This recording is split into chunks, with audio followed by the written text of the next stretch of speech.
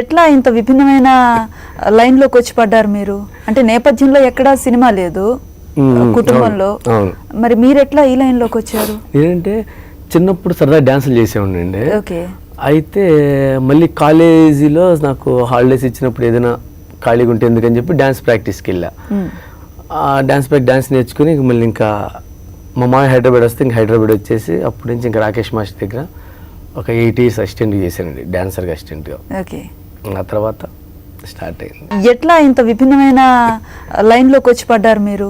అంటే నేపథ్యంలో ఎక్కడా సినిమా లేదు కుటుంబంలో, మరి మీరు ఎట్లా ఈ లైన్లోకి వచ్చారు? ఏంటంటే చిన్నప్పుడు సరదా డ్యాన్సులు చేసేవాడినండి. ఓకే.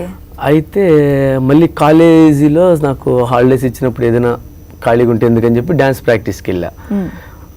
డ్యాన్స్ నేర్చుకుని మళ్ళీ ఇంకా మా మామయ్య హైదరాబాద్ వస్తే ఇంకా హైదరాబాద్ వచ్చేసి అప్పటి నుంచి ఇంకా రాకేష్ మాస్టర్ దగ్గర ఒక 8 years అసిస్టెంట్ చేశానండి, డాన్సర్గా అసిస్టెంట్గా. ఓకే. ఆ తర్వాత స్టార్ట్ అయింది.